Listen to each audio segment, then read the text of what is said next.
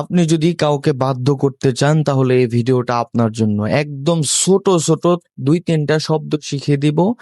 এই শব্দগুলা যদি আপনি যাকে বাধ্য করতে চান তার চোখের দিকে তাকিয়ে চোখ রেখে যদি এই শব্দগুলা পাঠ করতে পারেন, তাহলে অবশ্যই ইনশাআল্লাহ 100%, 100% বলতেছি সে বাধ্য হবেই হবেই। তবে এটা খারাপ কাজে ব্যবহার করার চেষ্টা করবেন না, ভালো কাজে ব্যবহার করার চেষ্টা করবেন। আপনার স্বামী যদি আপনার অবাধ্য হয় তাহলে এটা করতে পারেন। এরপরে যারা স্বামী আছেন, আপনাদের স্ত্রী যদি আপনার অবাধ্য হয় এটা করতে পারেন। অনেকের ছেলে সন্তান কথা শোনে না, তারা চাইলে এটা করতে পারেন। একদম সহজ একটা আমল আজকে শিখিয়ে দিব। এর আগে আমি শিখিয়ে দিয়েছিলাম, কিন্তু এটা অনেক বড় আমল, যার কারণে অনেক মা বোনেরা করতে পারে নাই। তো আজকে যেটা শিখিয়ে দিচ্ছি সেটা একদম সহজ ছোট্ট একটা আমল, সেটা হচ্ছে এটা আপনারা সকলেই পারেন।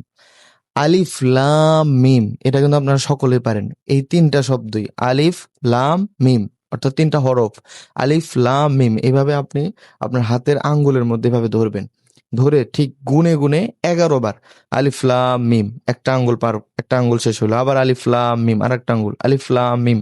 এভাবে আপনি 11 বার পাঠ করবেন। পাঠটা করবেন হচ্ছে তার চোখের দিকে তাকিয়ে। কিভাবে পাঠ করবেন? তার চোখের দিকে তাকিয়ে যদি আপনি এই শব্দগুলা পাঠ করতে পারেন এবং মনে মনে আল্লাহর কাছে বলবেন যে, হে আল্লাহ, আপনি আমার বাধ্য করে দিন। হে আল্লাহ, আপনি তাকে আমার বাধ্য করে দিন। বিশেষ করে তার নাম ধরে বললে আরো ভালো হয়।